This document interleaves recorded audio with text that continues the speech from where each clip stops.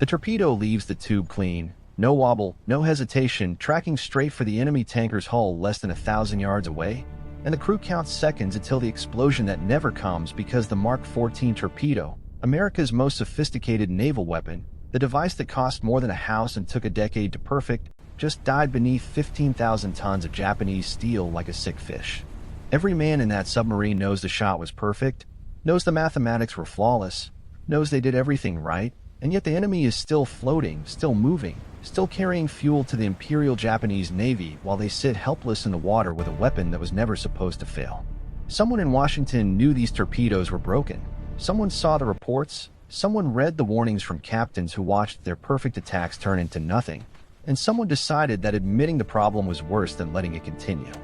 How many American submarines pressed attacks they should have survived? How many crews died in minefields and destroyer screens for shots that were always going to fail? How many Japanese warships and transports sailed past sinking submarines because the people who built the torpedoes cared more about being right than about being honest? And how do you fight a war when the enemy isn't just across the ocean but also sitting behind a desk in your own navy? USS Tenosa sits beneath the Pacific surface on July 24, 1943, and Commander Dan Daspit watches through the periscope as a Japanese tanker, the Tona Maru No. 3, crawls across his crosshairs like a gift from God, alone, unescorted, fat with fuel, the kind of target submarine captains dream about in their racks between patrols. Daspit has been hunting for weeks, dodging destroyers, running silent through convoy screens, and now he has a stationary target at 800 yards in perfect firing position, so close he can see rust streaks on the hull, and he gives the order with the calm certainty of a man who has done this before and knows exactly what comes next. The first torpedo runs hot and straight, the stopwatch counts down, and the crew braces for the explosion that should crack the tanker's spine, but instead there is nothing, just the hum of the submarine's motors and the sick feeling that starts in Daspit's stomach and spreads through the boat like poison. He fires again, adjusts depth, checks calculations, fires a third time, a fourth, each torpedo tracking true toward the target that just sits there absorbing weapons like they are raindrops. And by the sixth shot, the crew is not counting seconds anymore. They are counting failures, watching their war become a nightmare where physics stops working and mathematics lie. Daspit empties his forward tubes, swings the boat around, fires from the stern, and by the 11th torpedo, the rage in the submarine is thick enough to taste, the kind of anger that comes when you do everything right and the universe spits in your face, when you risk your boat and your crew for a shot that should have ended the war a little bit sooner and instead turns into evidence that someone somewhere has been lying to you for years. The tanker, wounded but floating, limps away toward Japan, trailing oil but still carrying enough fuel to keep Japanese warplanes in the air for another month, while Tenosa surfaces in the dark and Daspit makes a decision that will force the Navy to finally look at what it has been hiding.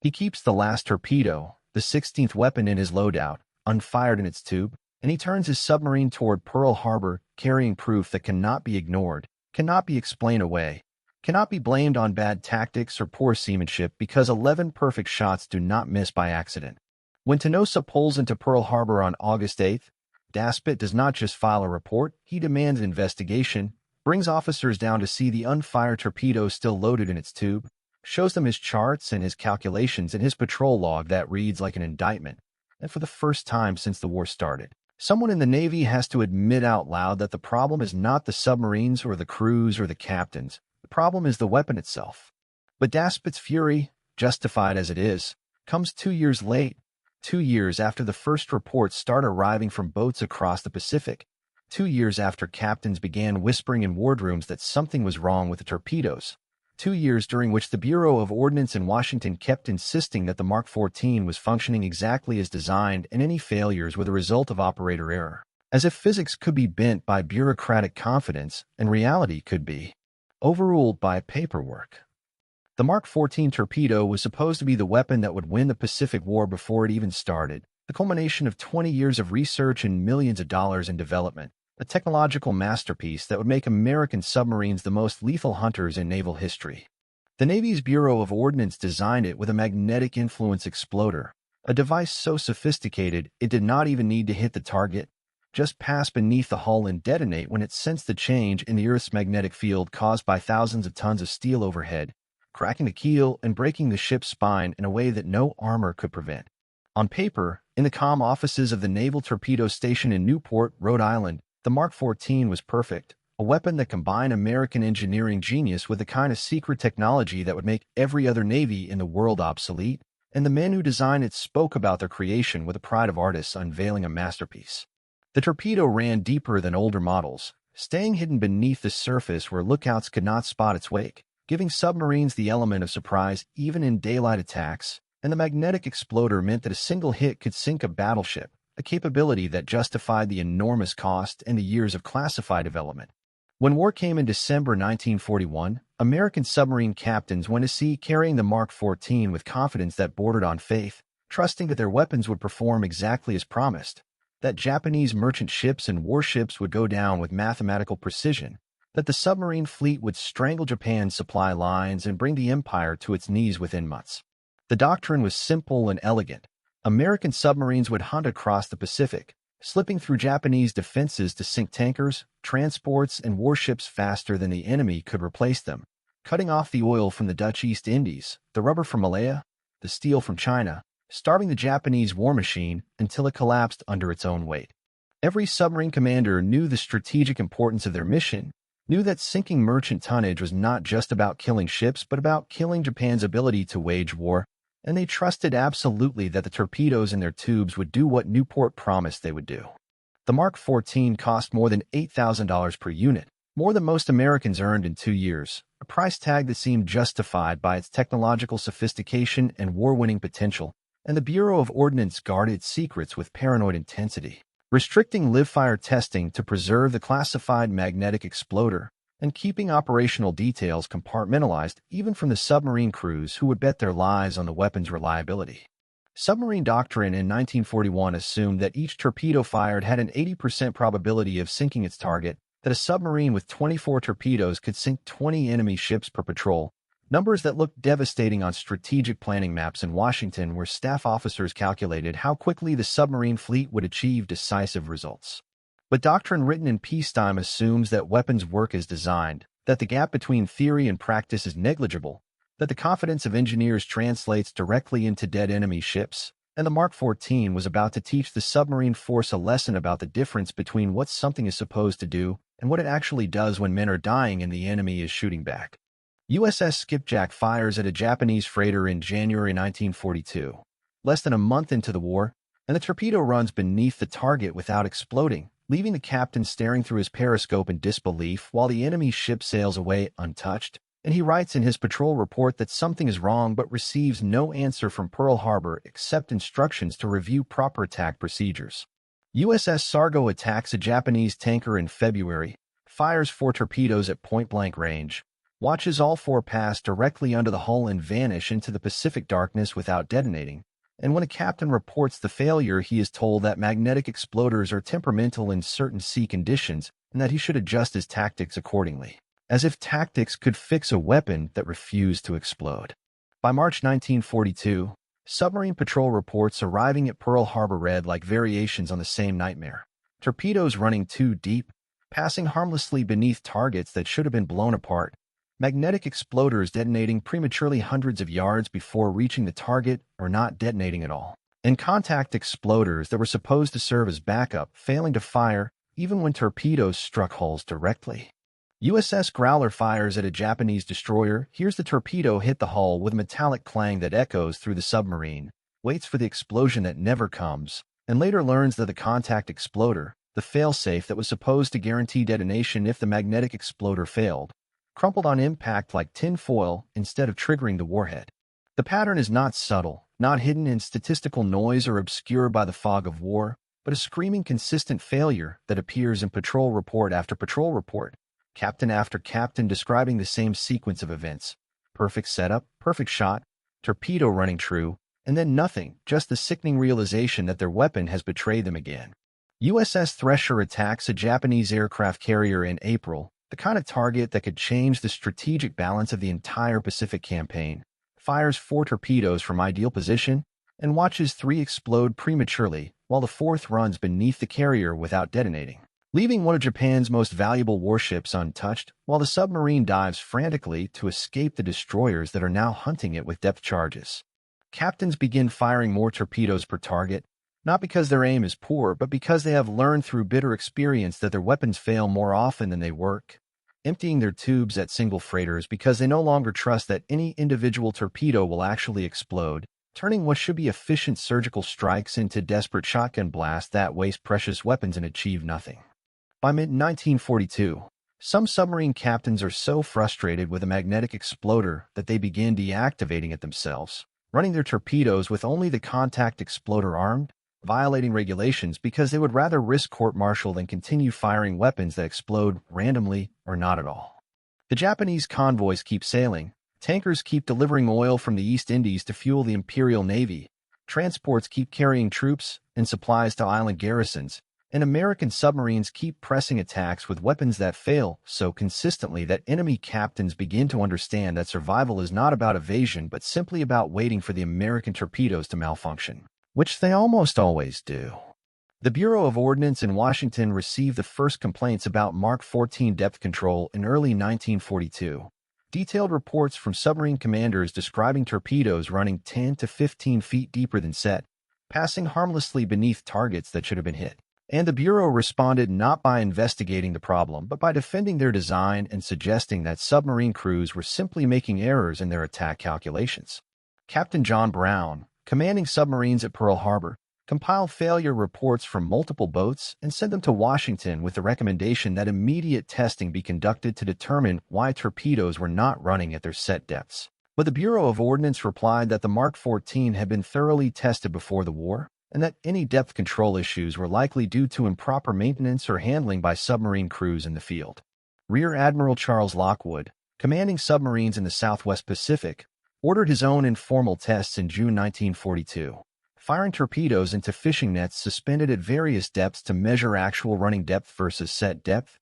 and discovered that torpedoes set to run at 10 feet were actually running at 25 feet, a 15-foot error that explained why so many attacks against shallow draft vessels were failing. But when he reported these findings to Washington, the Bureau of Ordnance insisted that Lockwood's testing methodology was flawed and that the Mark 14's depth control mechanism was functioning within acceptable parameters.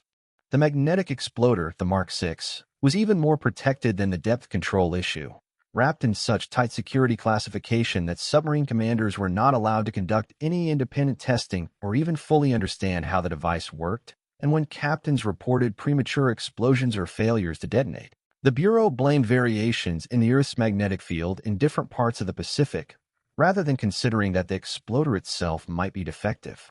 Lieutenant Commander Lawson Ramage, after watching his torpedoes explode prematurely on multiple attacks, wrote directly to the Bureau requesting permission to deactivate the magnetic exploder on his boat, and received a reply stating that the Mark 6 was the most advanced torpedo exploder in the world and that removing it would significantly reduce the submarine's combat effectiveness. A response that prioritized the Bureau's pride in their invention over the combat experience of men who were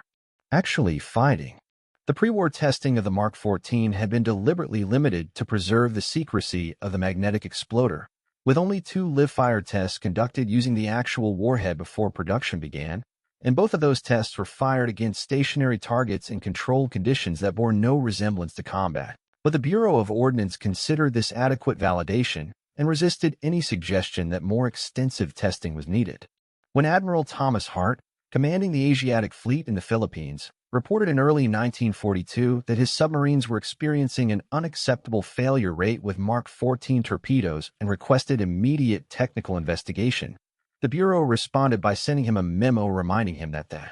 Mark 14 had been certified for fleet use after rigorous development, and that any operational difficulties were likely due to the challenging combat conditions his submarines were facing rather than any inherent defect in the weapon.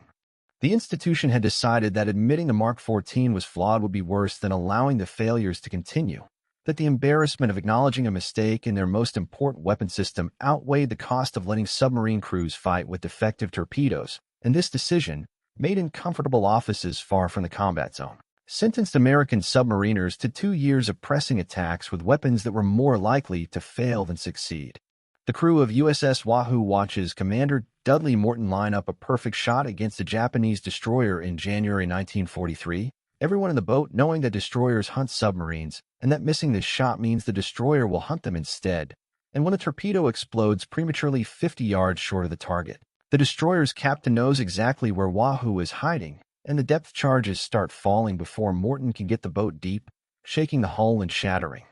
light bulbs and terrifying men who understand that they are being hunted because their weapon failed when it absolutely could not afford to fail. Submarine crews learn to live with a kind of fear that has nothing to do with the enemy, the creeping understanding that their own torpedoes are unreliable, that pressing an attack might accomplish nothing except revealing their position to Japanese escorts who will kill them with depth charges. And this fear is worse than the fear of the enemy, because at least the enemy is supposed to be trying to kill you. Your own weapons are supposed to be the thing you can trust when everything else is. Yes. USS Growler surfaces to engage a Japanese gunboat in February 1943, fires her deck gun because her torpedoes cannot be trusted, and takes direct hits that kill the executive officer and wound a captain, casualties that might have been avoided if the boat could have stayed submerged and attacked with torpedoes that actually worked instead of being forced into a surface gun battle against a heavily armed enemy. The psychological toll of perfect attacks that yield nothing shows up in patrol reports as frustration and exhaustion. Captains describing the feeling of lining up textbook shots and watching them fail, of explaining to their crews why they are diving through destroyer screens and dodging depth charges for attacks that produce no results, of wondering whether the next patrol will be the one where their luck runs out because they had to fire 6 torpedoes to achieve what should have taken 1. USS Trigger attacks a Japanese tanker convoy in March 1943, fires 16 torpedoes over the course of an hour-long attack, manages to sink 1 ship out of 5, and withdraws with an empty torpedo room and the knowledge that if the Mark 14 had worked as designed, the entire convoy would be on the bottom and Japan would be 4 tankers closer to running out of fuel. The men who load torpedoes in the forward and after rooms, who maintain the weapons and check their settings before each attack, begin to distrust their own work, wondering if they are somehow responsible for the failures, if they miss something in the maintenance checklist, if the torpedo that just failed to explode was their fault. And this doubt eats at the crew's cohesion because submarine warfare depends on absolute trust between every man aboard, and the Mark 14 is teaching them that trust is a luxury they cannot afford. Japanese convoys sail through submarine patrol areas with increasing confidence by late 1943, not because American submarines are not present, but because Japanese captains have learned that American torpedoes fail so often that aggressive maneuvering is unnecessary, that simply maintaining course and speed through a torpedo attack will often result in survival, because the weapons themselves cannot be counted on to explode. USS Tang sinks the Japanese carrier Shinano in November 1944, the largest warship ever sunk by a submarine, but only after firing 6 torpedoes when 2 working weapons should have been sufficient. And Captain Richard O'Kane's patrol report notes with bitter satisfaction that he finally got the result he wanted but wasted 4 irreplaceable weapons in the process because the Bureau of Ordnance spent 2 years protecting their reputation instead of fixing their design. The war in the Pacific lasts longer than it should have. Japanese supply lines remain open months after they should have been cut, and American submariners pay for that extension with their lives. Boats lost to depth charges after failed attacks that should have ended with Japanese ships on the bottom instead of American submarines running for their lives through destroyer screens that never should have found them. Japan's war machine ran on oil that flowed from the Dutch East Indies in tankers that should have been on the bottom of the Pacific, and those tankers sailed because American torpedoes failed, and because someone in Washington decided that protecting the Bureau of Ordnance's reputation was more important than protecting the lives of submariners who were dying for weapons that did not work. The Mark 14 was eventually fixed, piece by piece, problem by problem, but only after 2 years of submarine captains conducting their own unauthorized tests, only after commanders like Lockwood and Daspit forced the issue by refusing to accept the Bureau's excuses, only after the evidence became so overwhelming that even institutional pride could not dismiss it anymore. And by the time the fixes were implemented in late 1943, how many American submarines had been lost pressing attacks that failed? How many Japanese convoys had delivered their cargo safely? How many extra months did the war last because the weapon that was supposed to strangle Japan took 2 years to actually work? The question is not whether mistakes happen in war, because mistakes always happen and friction is inevitable, and no plan survives contact with the enemy. The question is what happens when a mistake is identified and reported and documented and the institution chooses to defend itself instead of fixing the problem, when the chain of command prioritizes bureaucratic face-saving over the lives of the men who are fighting. The Navy eventually admitted the Mark 14 was defective, eventually corrected the depth control and the magnetic exploder and the contact exploder, eventually gave submarine crews a weapon that worked the way it was supposed to work from the beginning, but that admission came with no apology, no accountability, no acknowledgement that the delay cost lives and prolonged the war. Just a quiet technical bulletin explaining the fixes, as if they were routine improvements rather than corrections of failures that should never have reached the fleet. Every institution makes mistakes, but not every institution spends 2 years defending those mistakes while men die because of them. And the Mark 14 scandal raises a question that the Navy has never fully answered. If this weapon system failed so catastrophically and for so long despite clear evidence and repeated warnings, what other failures were hidden? What other warnings were ignored? What other weapons or tactics or decisions were protected by institutional pride while the people who depended on them paid the price in blood? The Pacific War ended in August 1945, American submarines having sunk more than 5 million tons of Japanese shipping despite their defective torpedoes, and the submarine force earned its reputation as one of the most effective components of the American military, but that effectiveness came in spite of the weapons they were given, not because of them. And somewhere in the files of the Bureau of Ordnance and the after-action reports from Pearl Harbor is the answer to how many more ships could have been sunk, how much sooner Japan could have been strangled, how many American submariners could have come home if someone had listened to the warnings in 1942 instead of 1943. The Mark 14 was not the only American weapon system that failed when it mattered, not the only piece of equipment that worked perfectly in peacetime tests and catastrophically in combat, and the institutional response to the torpedo scandal set a pattern that would repeat itself in future wars, the pattern of defending the system instead of fixing the problem, of blaming the operator instead of examining the equipment, of choosing comfortable lies over uncomfortable truths until the bodies pile up high enough that denial becomes impossible.